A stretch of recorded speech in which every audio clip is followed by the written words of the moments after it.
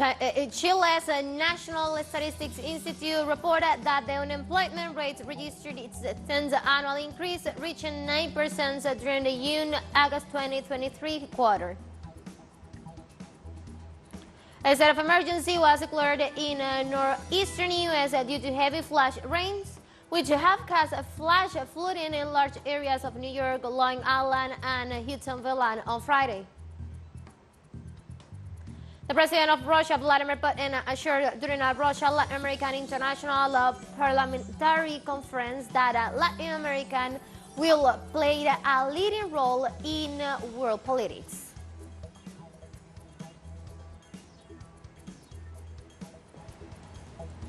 Hello, welcome to From the South. I'm Ana Marrero from the TeleSUR headquarters in Caracas, Venezuela. To begin with the news, stay with us.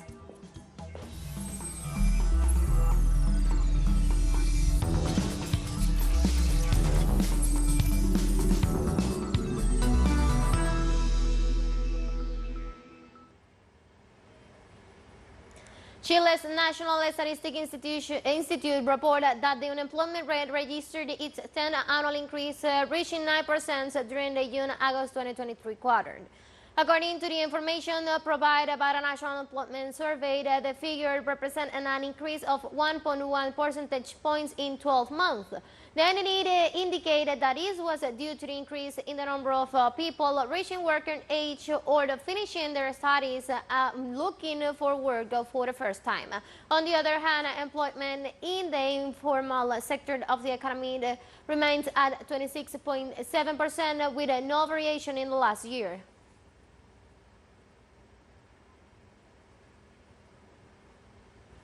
Brazil's Minister of Racial Equality, Ana Nilen Franco, demanded police protection after suffering hate attacks on social networks. The official asked authorities to open an investigation due to the multiple messages of racism and intimidation that she has received during last week. During local media, the threats against the ministry intensified after the ministry fired Marcelo Douchet, one of Franco's former advisors who had attacked supporters of the Sao Paulo soccer club in social media.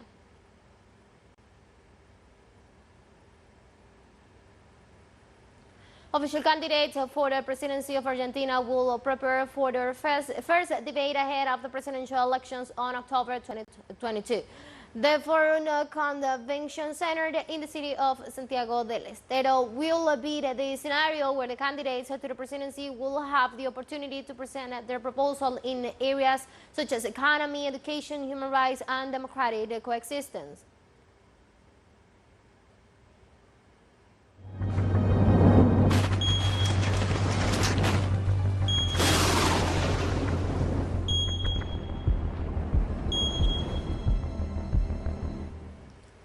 The climate crisis hits Brazil with extreme events. The Brazilian Amazon faces a drought wall in the southern region of the country, floods are reported. According to the authorities, thousands of fish were found dead in the lagoon of environmental reserve of the Sustainable Development of Perennial Lake in the banks of the Amazon rivers, some 84 kilometers away from the city of Manaus. While the state of Rio Grande do Sul is affected by the heavy rains and floods that have displaced thousands of citizens.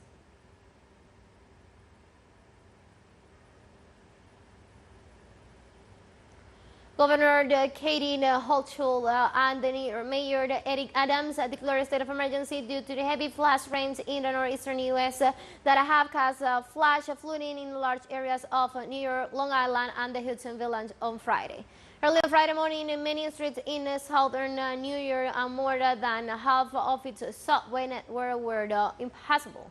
The Metro-North Railroad serving the Hudson Village had some sections suspended. Several major highways in Long Island, Queens, and Brooklyn were also impassable.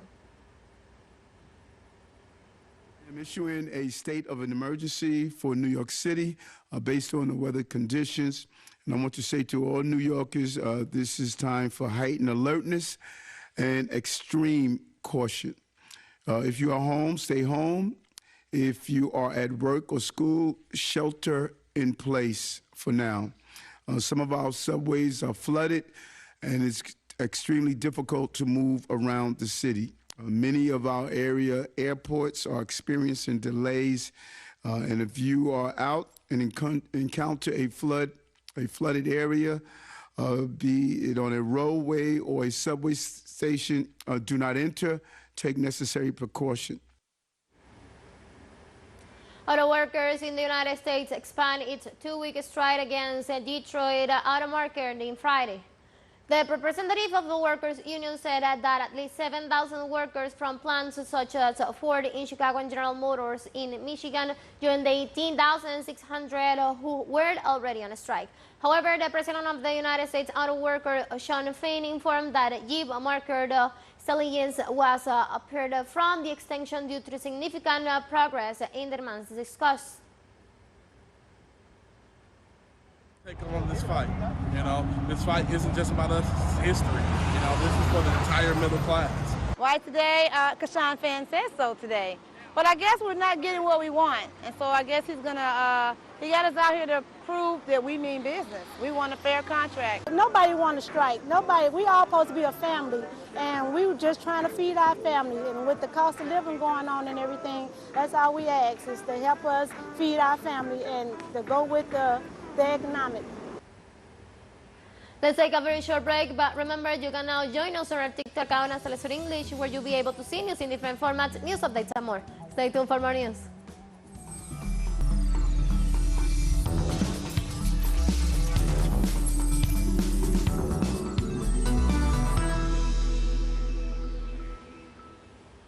Welcome back From the South. The president of Russia, Vladimir Putin, assured that the Latin American will play a leading role in world politics.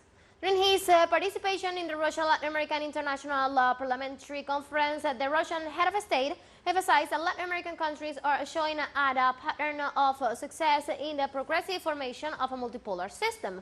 The Russian president underlined that the integration policy of the governments of South America is being promoted by international relations based on equality, justice, respect for international law, and the legitimate interests of each country. In this new polycentric architecture, governments of Latin America, with their huge economic potential and human resources, as well as their pursuit of leading independent international policies, will gain one of the leading roles in the world. I have no doubt about it. BRICS is an organization, it's not a military alliance. It's just a platform for coordination of positions to figure out mutually acceptable decisions based on sovereignty, independence, and mutual respect. The Russian president said that the international financial architecture only benefits the interests of the so-called Golden Billion and called for a change of the international rules. I'm saying this because modern financial and credit relationships are built in a way that they only serve interests of the so-called Golden Billion. They, this Golden Billion, so to say, the leaders of these countries of Golden Billion, they are exploding almost all other countries in the world. They abused their power in technological, informational, and financial aspects. These credit obligations that are dictated on most developing markets are not even credit obligations anymore. It's more like a quit rent, some sort of indemnity. This should not be happening. That's why, together, we need to change the rules in the international area. During his speech at the Russia-Latin American Parliamentary Conference, Russian President Vladimir Putin recalled his meeting with the Cuban revolution leader, the commander Fidel Castro. I remember my meetings with Fidel Castro. There were a few. He was such a rock, you know.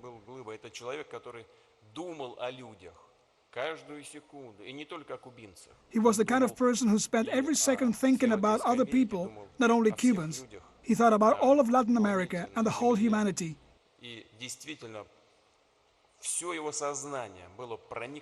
His entire consciousness was filled with the intention of achieving common good and justice. He was a unique person.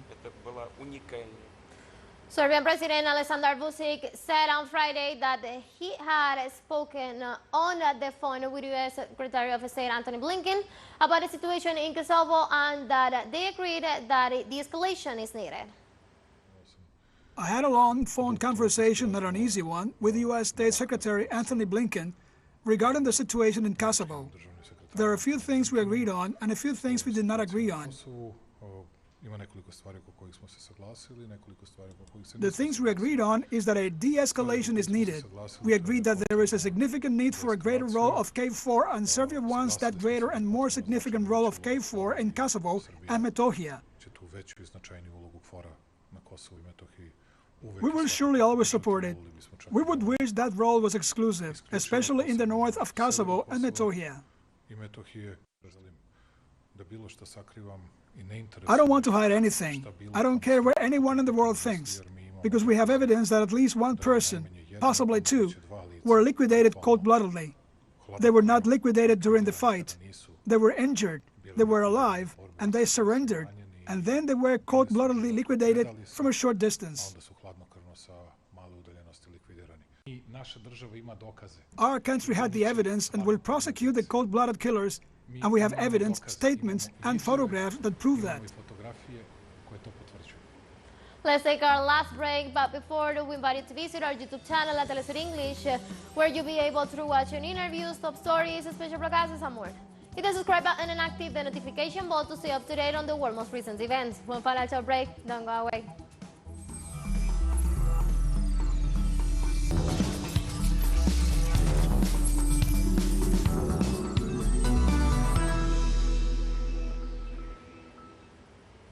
Welcome back.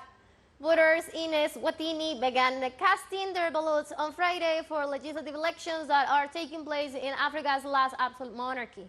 The 500,000 registered voters will select 59 members of the lower house of parliament, whose sole role in advancing King Mswati III. In 2021, the country is formerly known as Swaziland was shaken by pro-democracy protests that were violently crashed by the security forces, resulting in at least 49 people killed.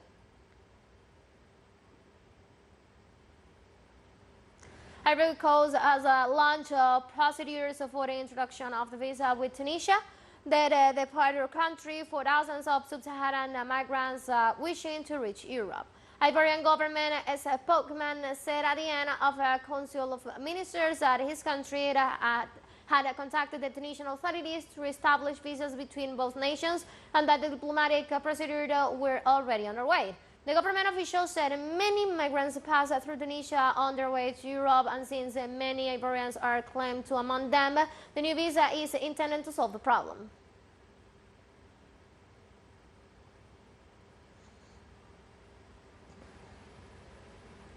Gabon's public prosecutors Andre Patrick Broponat stated on Friday that the wife of House President Ali Bongo has been charged with money laundering and other offenses, and a month after a coup totaled her husband. Sylvia Bongo was charged by an investigating judge on Thursday. She has been under house arrest in the capital city since the August 30 coup. The public prosecutor said that her house arrest order has also been upheld. One of her lawyers said early this month that she was being kept uncommunicated outside an illegal framework.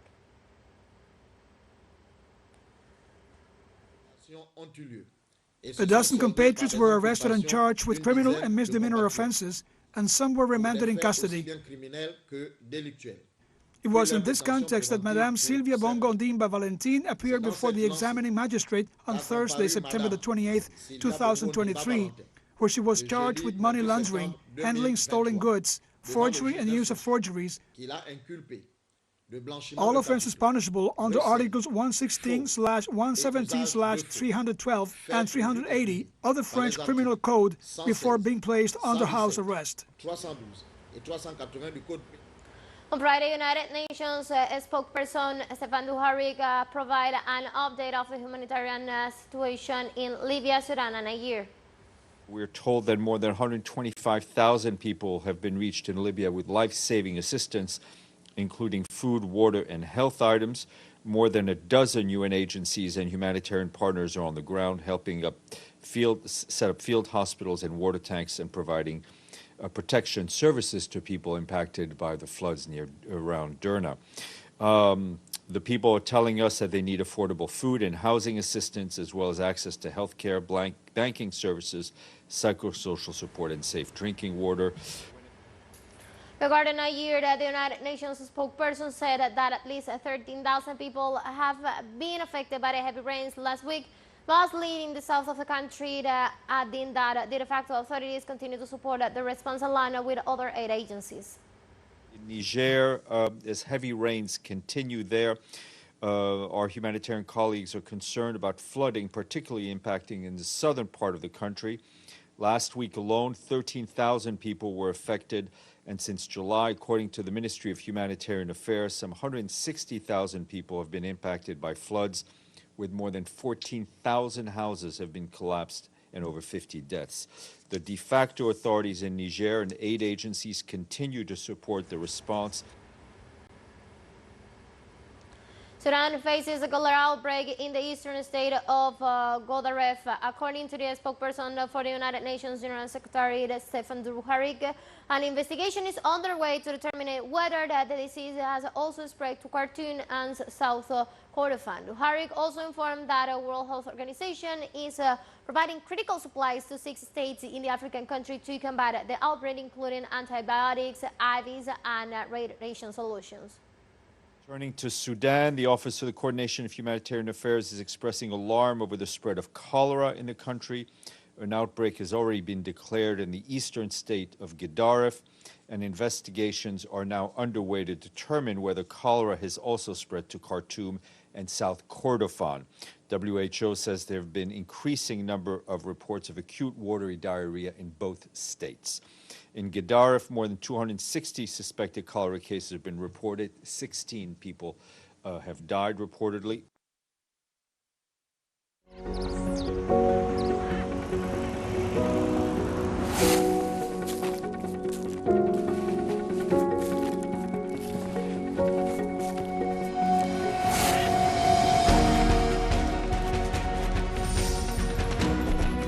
We continue with our segment of Venezuela on the Move now from the state of Miranda, where we will learn about the sugarcane extraction process into a traditional handmade production known as panela. Let's see. It is a machine from the first half of the 20th century. The motor is lubricated to prevent parts from failing. It is used to extract the juice from the sugarcane. My father and grandfather bought it in the late 1930s. It was not yet born, and my father was in his 20s. We have been improving its spare parts. For example, we order the manufacture of new cover parts.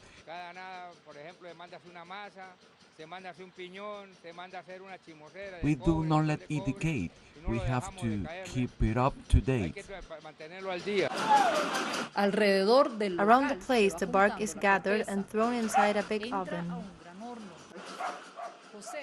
Jose has been stoking the fire for a decade. The work is hard and hot. Nothing is wasted from the sugar cane. Everything is used, the straw, the bagasse, everything. The liquid obtained from the sugar cane, or guarapo, goes directly to the boilers. This is when the manual process begins. They pass the broth through each tank, and the high temperatures make it gain consistency. The sweetness attracts the bees. It has been this way through the 200 years of existence of this mill. This is the work, and it comes from way back, from the family, from generation to generation. And even the pandemic did not stop them. They continue preparing the mixture until they get the necessary thickness and achieve the texture of honey. Then they empty it into molds and let it dry. They form blocks for sale. In this Andean area, it is not the only one. There are 8 artisanal panela mills, producing a traditional handmade product with history. La mejor caña de azúcar. The best sugarcane of all Venezuela grows here in this region. It is so important that it is part of the coat of arms of the municipality. Today it is the basis for preparing traditional Venezuelan desserts and drinks, but it wasn't until the end of the 1500s when panela began to be known in this country. Luis Gutiérrez y Adriana Sibori, TeleSUR, Mérida, Venezuela. We have come to the end of this news brief, but you can find these and many other stories on our website at telesurenglish.net. You can also use us on our socials. We're on Facebook, on X, and on Instagram as well. For TeleSUR English from the South, I'm Ana Marrero. Thank you for watching.